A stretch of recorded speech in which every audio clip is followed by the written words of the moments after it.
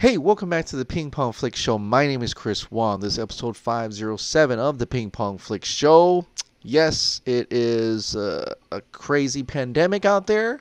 It's crazy. California is locked down. Hawaii is going to be locked down probably pretty soon. We're all self-quarantined in some fashion all over around the world.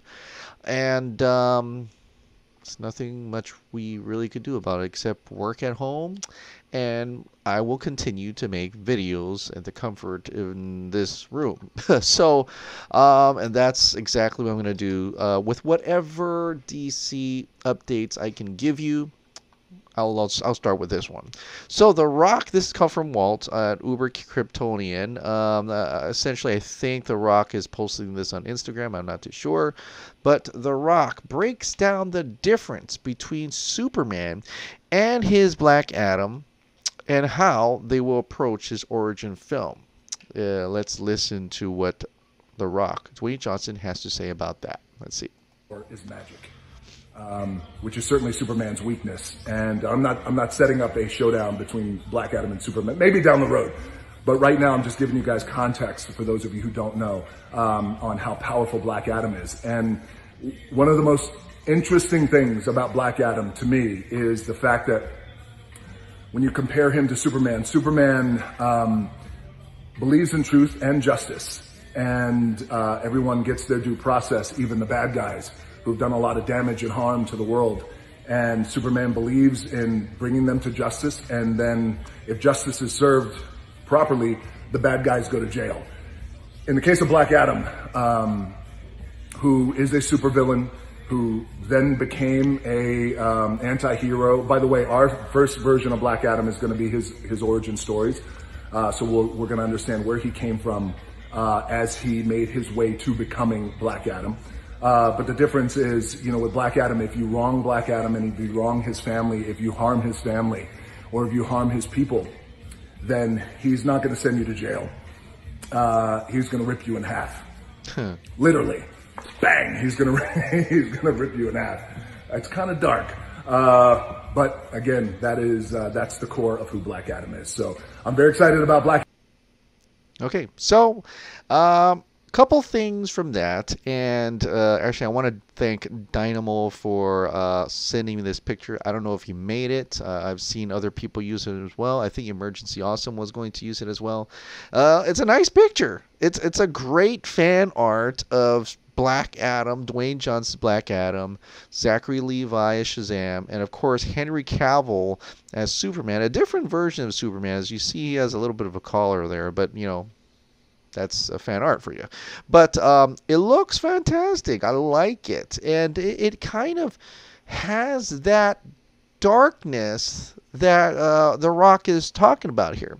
So a couple of things from what he says. One, it's an anti-hero, super villain.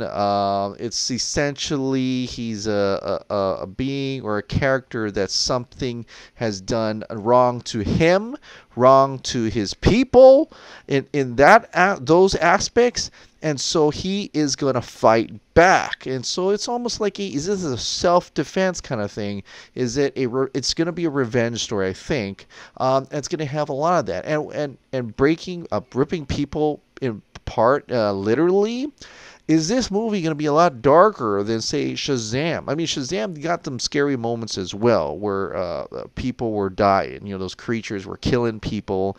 You couldn't really see it. It's like in shadows and stuff like that. But are we going to have that? Probably that type of PG-13 we're going to see here, and how far are they going to go with this character, and how far are they going to go with the darkness of this character, right? I really want to see how much they're going to go there. And also him constantly hinting about Superman, maybe down the line. It's not something that he said, and he knows they are both managed by the same people, right? Henry Cavill's managed by the Garcias. He's managed by the Garcias. They're the same pretty much the same company at this point. He knows that's going to be down the line. But, first things first, Black Adam. He's excited to finally play Black Adam. He seems very excited to show us his version of Black Adam, this origin story of Black Adam. And it's seemingly like it's not just going to be a one-off character. This is going to be an introduction to a character that's going to be pretty important to this DC universe, just as much as Man of Steel, just as much as Shazam, just as much as a Wonder Woman or Aquaman. I think he's playing to include this Black Adam character for a lot of the DCU. I don't know what does that mean for the future of the DCU per se, but just his energy, just the way he talks about it, just the way he brags about it, and saying it's changing the hierarchy, it seems like he's playing at trying to get Black Adam to be a very pivotal part of the DC universe in some sort of fashion, whether it be the ultimate bad guy or becomes a hero towards the end. I don't know, but it does seem getting closer and closer to realizing what type of important character Black Adam is going to be, and so that's why I think this picture is kind of really cool to look at, and just to see all these three duke it out one day is pretty exciting enough. So hopefully not much more delays in the coronavirus, and hopefully he can start actually shooting this film, just like the rest of other movies that are delayed in production right now. So what is curious to see is that Luis Fernando says, despite the crisis, Warner Brothers sticks to June. Global release dates and marketing ride has started in Japan for Wonder Woman 1984. Warner Brothers dropped a new poster announcing the movie to open in the country on June 12th, only 1 week after Wonder Woman 84 hits the rest of the world if no postponement happens. So Japan is putting it on their poster June 12th, while other posters that we've saw have either been taken down by DMC or has been said coming soon, or no date at all. And a lot of times they were supposed to come out on June 5th, I think. But Japan seems to be kind of pushing to see that, hey, I think we're going to make it to June 12th. They even have a little teaser trailer that they put out. Apart from the poster and tweet above, Wonder Woman 1984 has also dropped the first local TV spot for Japanese audiences, emphasizing that Wonder Woman 84 will be using the Golden Eagle armor for the first time, and that is the most anticipated movie in America right now. So here you go. Take a look at this. Number one. 女性アクション映画史上 Number one.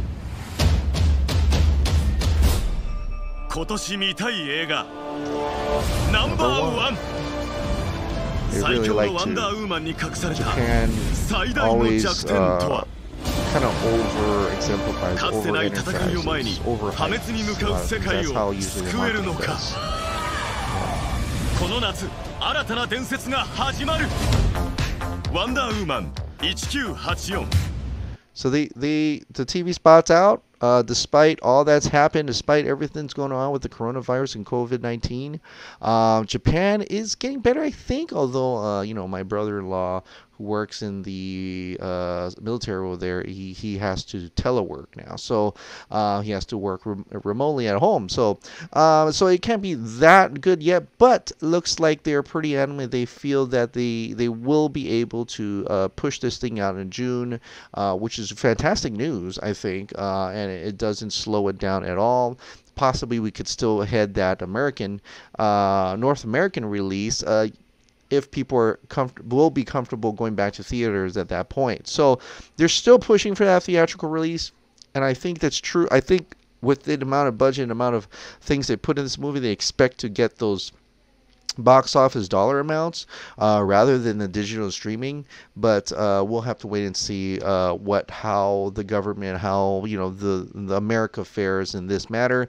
But for international, possibly Japan will come out of it a lot quicker than our country, and they'll be able to release this in June 12th as well. So that is cool. And like I said, Japanese trailers, they love to hype up everything, and they're really good at it. If you've seen any of like the Kamen Rider, Super Sentai, any of those trailers, they're really good at like pushing you to get out there and watch this movie, right? Those movies. But that's Wonder Woman 1984. Now, let's go back in time for a second. Michael Shannon, who was an incredible General Zod in Man of Steel, probably one of the best DC villains, if maybe the best DC villain in the entire DCEU. He had some stuff to say at Gold Coast for Gold Coast Bulletin when they interviewed him, right? So he had a little bit to say about Man of Steel. He said this in terms of the Man of Steel movie. I thought it was a very relevant story, he says. The opening of the film is a civilization that is destroying their own planet. They realize they have screwed it all up and it's too late to fix it. And then it literally explodes. And the dude who is kind of the defender of this race of people is like, well, I guess I gotta go find somewhere else for us to live. It seemed kind of familiar to me. That's the kind of what's going on right now. I didn't do Man of Steel because I thought I'd make a lot of money or anything. I did it because I thought the story was kind of important to tell. I know that sounds weird, but whatever. And I agree with him. I mean, it was it made his villain, this villain, compelling, because he never saw it as himself a villain. He saw himself a defender of his race. The best villains are when they see themselves as being the actual hero of the story, as doing something good, right? And so that's why his character is so compelling. All the way up to this final scene where he gets his neck snapped, he was still doing it for his people, and it was all about Krypton, right? So this part was interesting. Recent rumors that he might return to the character for a Supergirl movie, despite dying at the end of Man of Steel, are news to him, but he's not dismissing it out of hand, particularly if original director Zack Snyder was involved, right? He said this, while that's interesting, he says, I swear to God, I am not kidding. You are breaking this news to me. I will have to look into that. Zod again, I don't know. It's been a while. I'm a little older and creakier now. I'm not sure I could do all the moves. Also, I have to say in complete and utter seriousness that I just loved working with Zack Snyder. And that was a big part of it for me. I don't know who's making this Supergirl movie, but I really treasure that experience with Zack. He's a hell of a guy. Of course, we know that term that Supergirl movie is coming. That's something that Mark Hughes wrote about. That's something Mark Hughes heard about. It also showed up on We Got This Covered and other, comicbookmovie.com and all those other sites as well, cosmic.com as well. So that they were making a Supergirl movie. That's what people are hearing. And so this is the kind of thing they were asking about. I would have liked if they asked about the Snyder Cut, but, Michael Shannon wasn't involved in that, so I get that. But it does he also kind of alludes to that if Zack Snyder was involved in making the Supergirl, he would definitely join in. I think he would definitely say, all right, I'm all for that. I love Zack Snyder. I support Zack Snyder, and if he wants me to do something, I'll definitely do it. Kind of sounds familiar, a little bit like what Ben Affleck said. If Zack was willing to put him in something and saying, hey, I need your help with something, it seems like Zack's the kind of guy that people will come up and say, you know what, if you want me in this movie, I will come and get into this movie. However you need help, I will help you.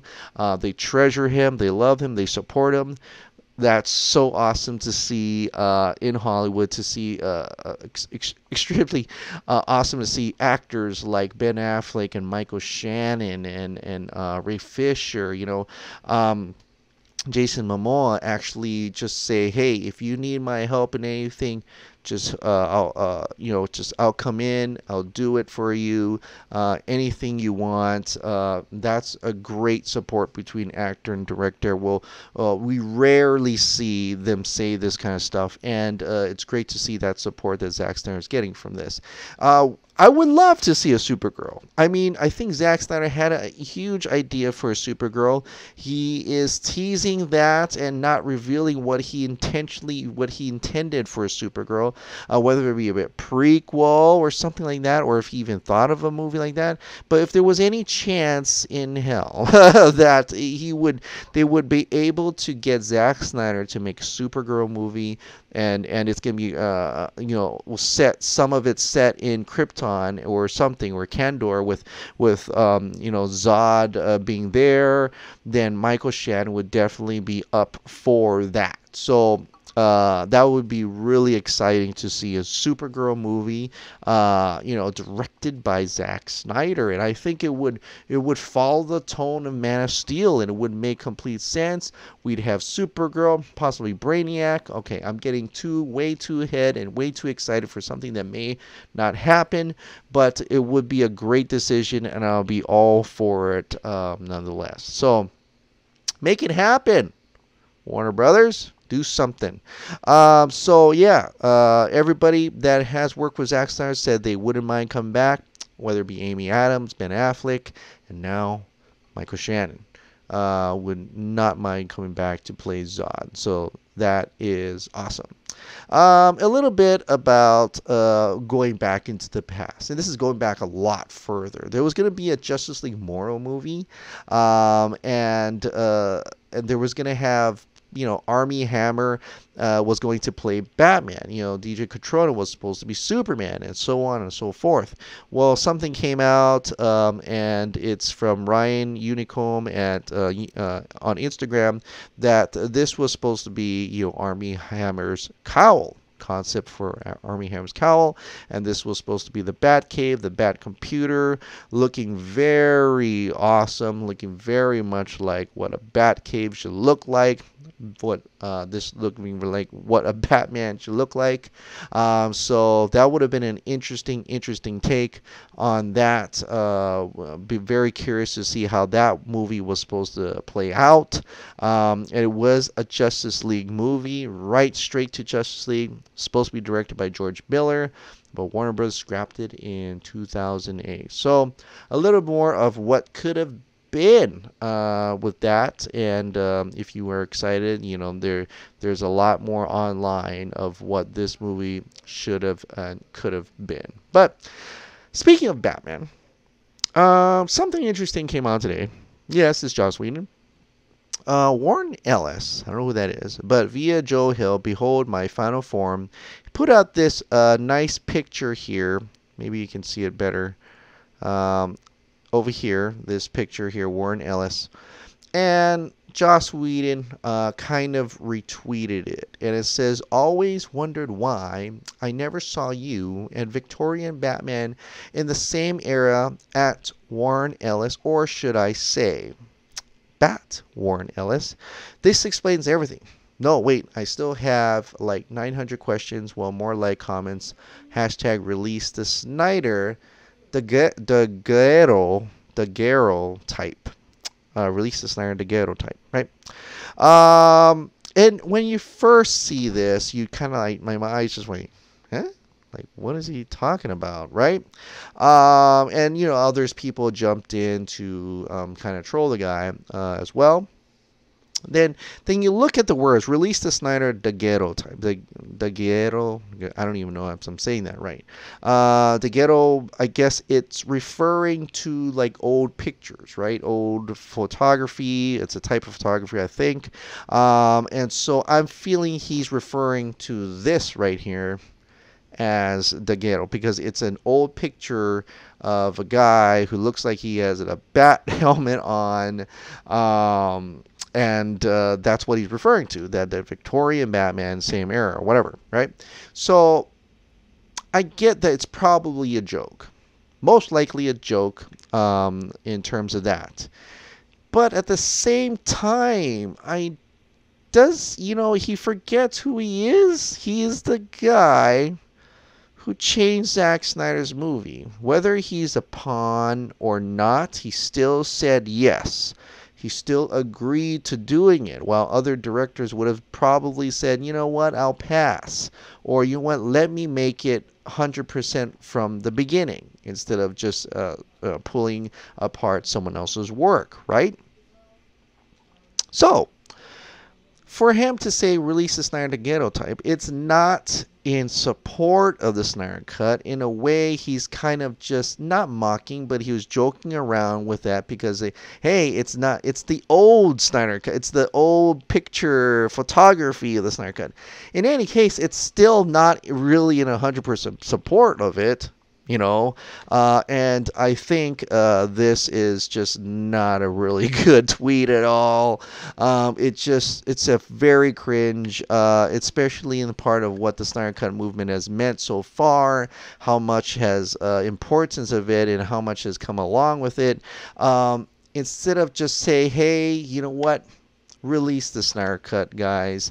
No, he decided to do this joke in it, and it just didn't work. Sorry, Joss. You're still you're still been pretty much canceled by the Snyder Cut community and a lot of other people as well. And this is just really cringeworthy. Son of a gun. I don't know what to say.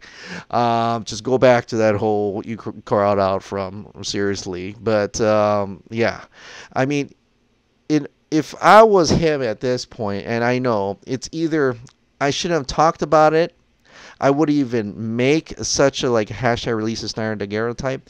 I wouldn't even put that hashtag in, knowing full well you are pretty much one of the pawns involved in that.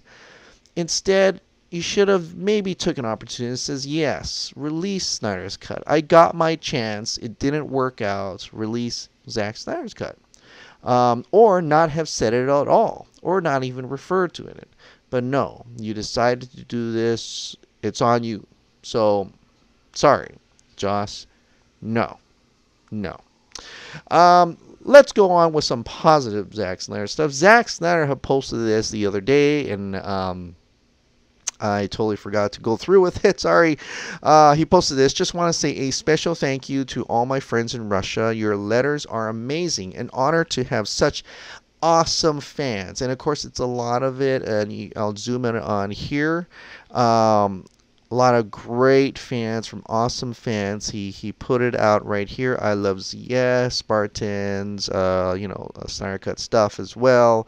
And I just like how he just placed this photo and how he placed it in a nice way. And you notice that there's a Steppenwolf there. Whether that means or not, I have no idea. But you notice this Steppenwolf is a lot scarier, crazier, much more in line with the original Steppenwolf design. So there is that, right? There is that. That is a very interesting, to say the least. So the other thing that in terms of the Snyder Cut, Ben actually posted this on Vero, and so it says here, Brian Coombe, does the rabbit hole of Zack Snyder's Justice League mean some things would have to change to truly complete your vision? For example, should Nightmare, Superman, and BVS have a black suit? Does release the Snyder Cut have an effect on the past as well as the future? A way to differentiate timelines? And Zack Snyder just liked it. So, yeah, I get it. Likes probably means just like he's happy or he's intrigued by that notion that people are thinking about, or it could mean true. But in any case, it's hopeful enough. I mean, it's just it gets you wondering, at least for that part, is that nightmare vision, would that mean that he was still in a black suit? Does that have any effect on the past as well as the future? Is it a way to differentiate timelines? Like in that timeline, he had the blue-red suit, but that must have been altered when Flash came, right? Because I warned him about it. So does that mean he would have the black suit? And so there would be a differentiation in that. So stuff to think about when we finally see Zack Snyder's Justice League.